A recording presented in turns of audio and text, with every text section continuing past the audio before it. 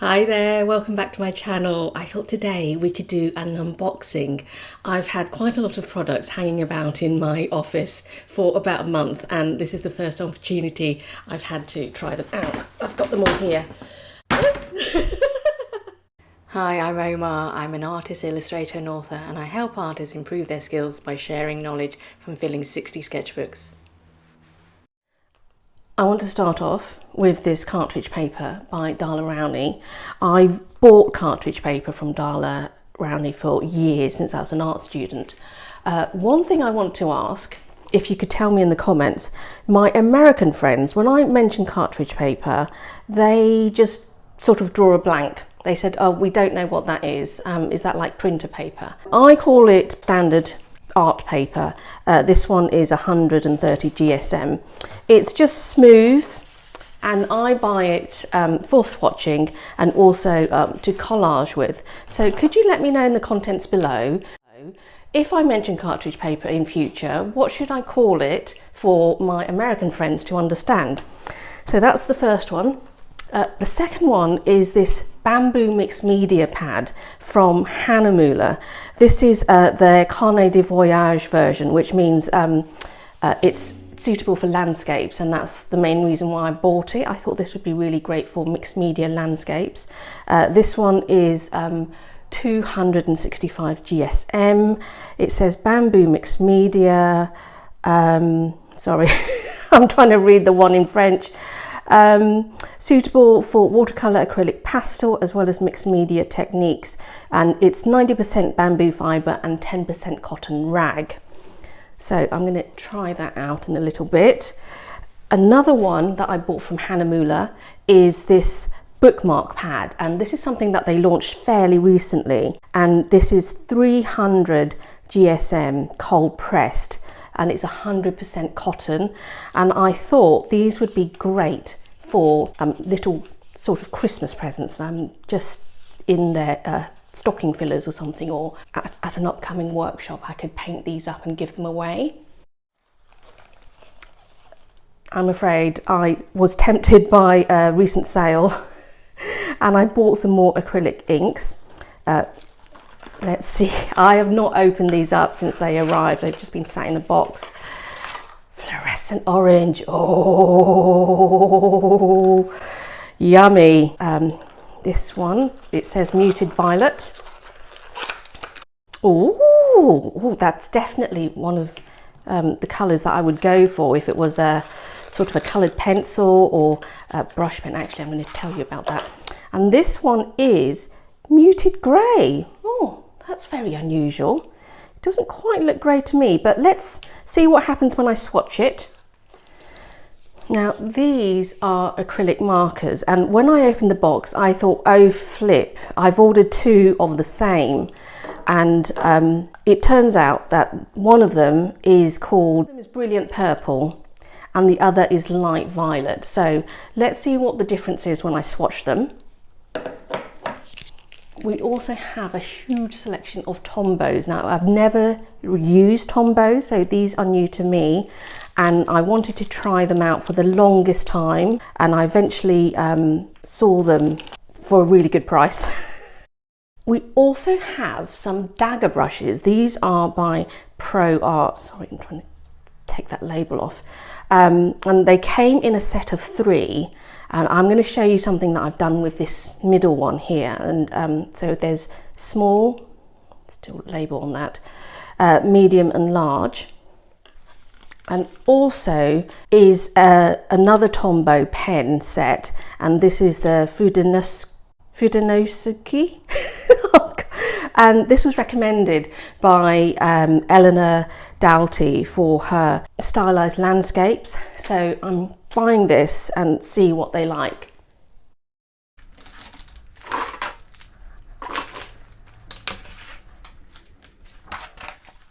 Thought I would start with these Tombow brush pens.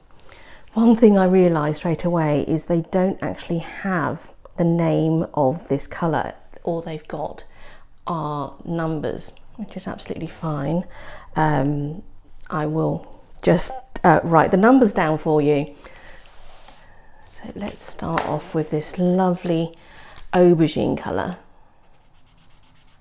Oh my goodness, that is really, really dark. That's perfect for the sort of value studies that I'm hoping to do with these pens. That's 6, 7, 9. Now next up is 603. And I mentioned I wanted to do value studies, so that's why I've bought slightly variations on a hue, I suppose. That's not as light as I thought it was going to be. 623. Okay. Next up are these greens. Oh, that's pretty dark. Oh yes, that would be very good as one of the dark values in a study. That's actually N57 243. That's a lovely minty colour. Sort of a mid-range, I suppose. Oh, this is I love this type of yellow. It's kind of a gold green ochre. 026, and this one here is another sort of, oh, that's a lovely combination. These look great together already, actually. That's 076.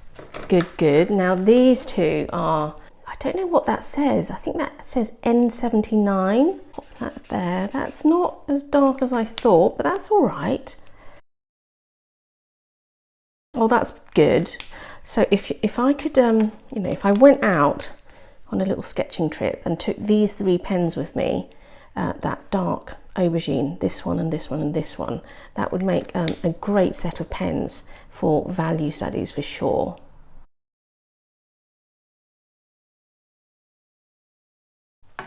And now we've got these, a selection of pinks.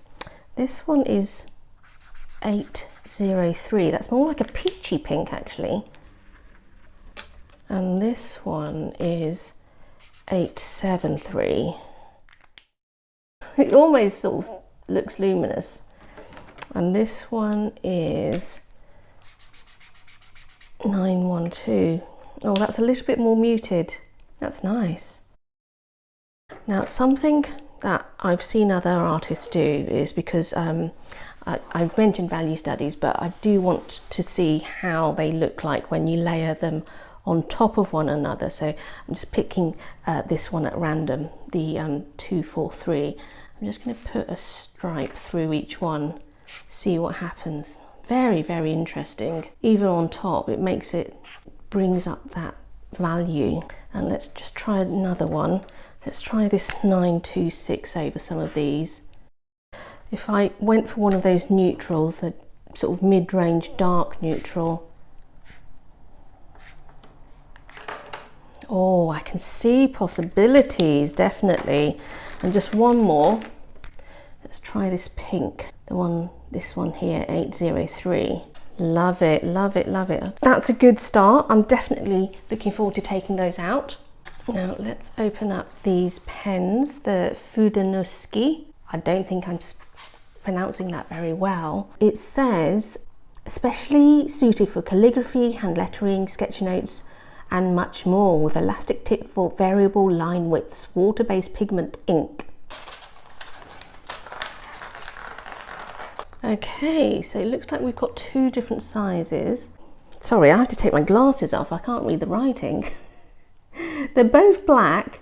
Let's just see what they're like.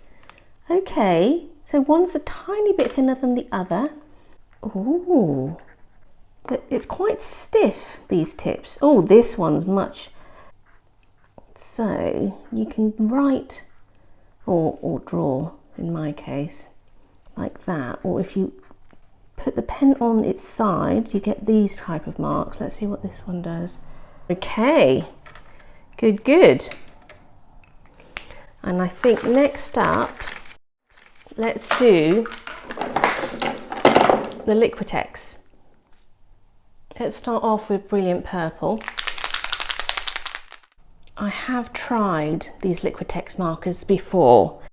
I was shaking them very vigorously and I was pumping them up and down. I had various people saying, don't do that, just hold it down like this and it'll come out. And it looks like this is what it's doing, but you can see it's starting to seep through. There we go. Oh, look at that.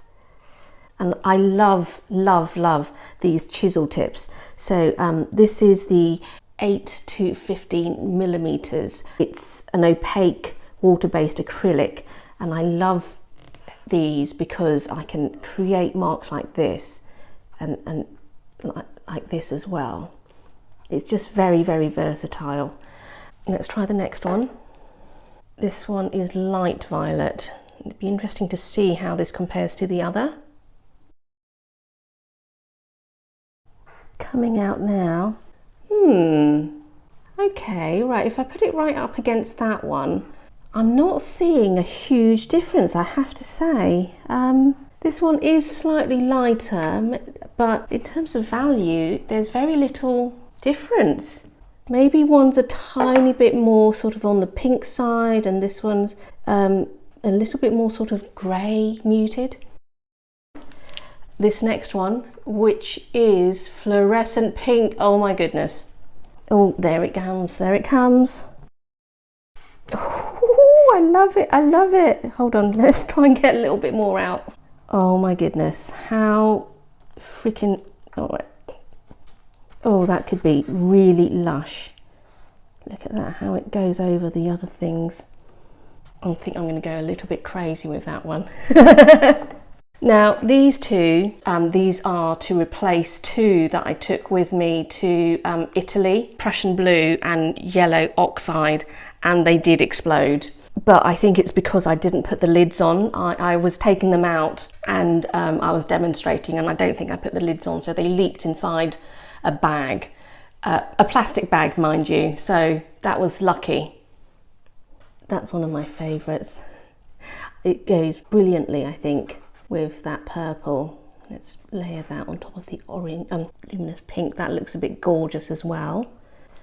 Now, this is one that I really love to use for quick gestural marks. This is the Prussian blue. It's really deep, and I love it when you can create those sort of marks, which is not exact, you know, like a solid line like that. If you're enjoying this so far, please give me a thumbs up and subscribe to my channel for more content like this in the future. And also leave something in the comments. Let me know how you use your Tombow markers. Right, let's give these a go. We have fluorescent orange, muted violet and muted grey. I do have a lot of other Liquitex inks, but I've never tried these ones. And if you want to know a little bit more information, they are transparent acrylic inks. And let's give them a little shake. I'm very interested to see how this fluorescent one behaves. It comes with a little dropper. Pop some on there. So I've just put a brush through it. That is straight out of the bottle. I thought it would be a little bit thicker. I'm wondering if I need to shake it a little bit more. It's very nice. It's kind of like a peach when you water it down. Let's see what happens when you water it down some more. Let's just try it one more time. Just going to spread that with my finger. I think I was expecting it to behave like the acrylic markers. So maybe that's a good excuse to buy the fluorescent orange or fluorescent green version of this Liquitex marker. Okay, so that's pretty dark. All right, let's just run a brush through that. Oh, that is rather good. I could see that. Look at that spreading around. Isn't that a bit gorgeous? Hold on, let me get some more water and have a little fun with this. Oh, that does look rather lush. So let's write that down. I don't know how you spell fluorescent. There's a U in it, isn't there? That's very nice. I would like to use that with a dip pen. Maybe that's for a different video though. Now this one is the muted grey.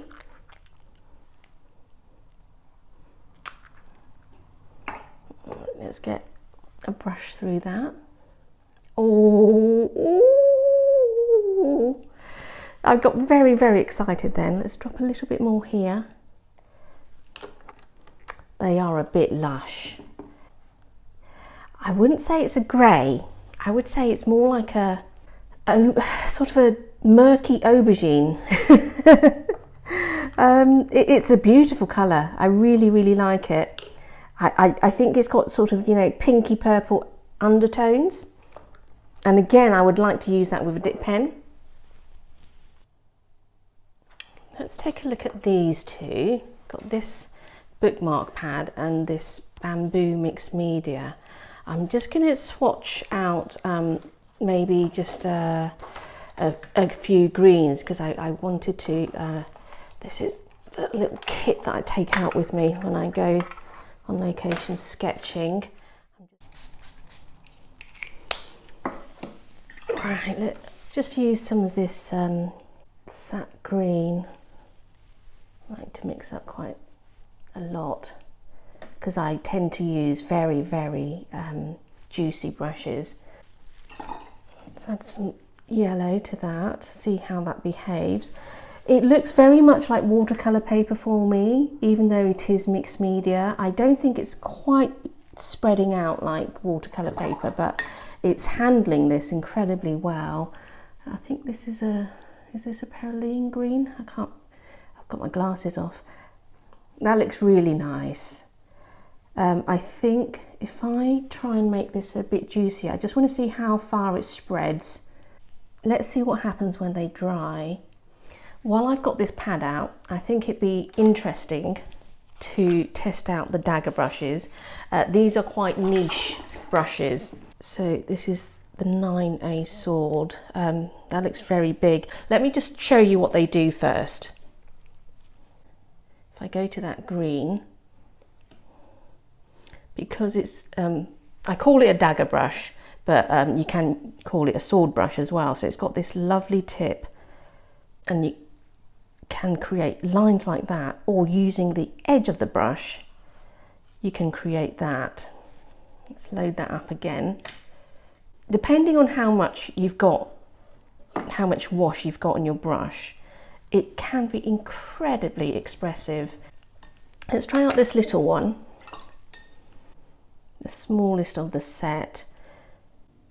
Somebody actually thought for a sketch I did very recently that I had used a dip pen, so where I'd put, you know, inked it up, but I said no, I used a Dagger brush. So she was really surprised at how much precision you can achieve. It's lovely. It is nice paper to work on, I have to say, and I'm definitely going to take this out when I do more on location landscape sketches. So this is the smallest Dagger brush, and that is how much area you can cover, and you can vary it.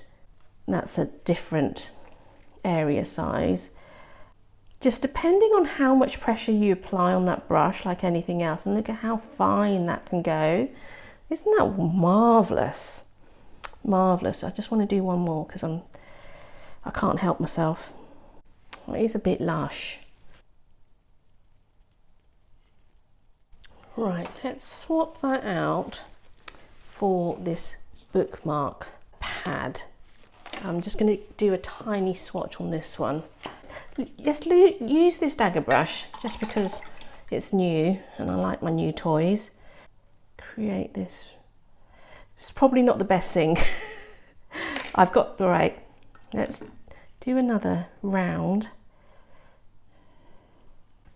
It's smooth. It says it's cold pressed, but it's relatively smooth. Let's do another one here. And the pigments flow really, really nicely. I'm quite impressed so far. Let's try just a yellow one here. If you know my work, you know that I do use a lot of wash. Can't remember what the GSM is for this. 300, so it's pretty thick. And the way I work, you know, if these are going to be given away as bookmarks, I don't want them to buckle too much, so that will be a test anyhow. It flows very, very nicely. I like this paper very much. Maybe I'll do another video where I fill these bookmarks up. Something that arrived and I haven't used it yet is this little pouch. I'm going to show you what it does. Unfold it, and it's got this zip up here, and you put pens in there. Now the reason for me buying this is my usual little pencil holder, well, pens and pencils, and my Caran d'Ache pencils and some of my brush pens. They fit in here really, really nicely. However, I got Tombows now. They literally, they don't really fit. I can't zip it up. There's no way that they're going to fit in this case. So that's why I had to buy this one. So let's transfer some of these over. Pop it in there, nice and cozy. Put the rest of my Tombows in there. Zip them up. Lovely. And this will just fit in my bag very nicely. Let's see how roomy it is. This is literally my entire coloured pencil set and pens. Oh, I got the little Diddy one stuck at the bottom. These are the ones, these are the coloured pencils I use the most probably. So it's all very roomy. That's lovely. I don't often take the whole set out, but if I am you know, going away to a workshop, I want to have them all together. You fold it down like that. That's it. Look at that. That is so cute, isn't it? I really hope you've enjoyed this video. If you have, please leave me a thumbs up and consider subscribing to this channel because it would really help me out and I'd be so grateful.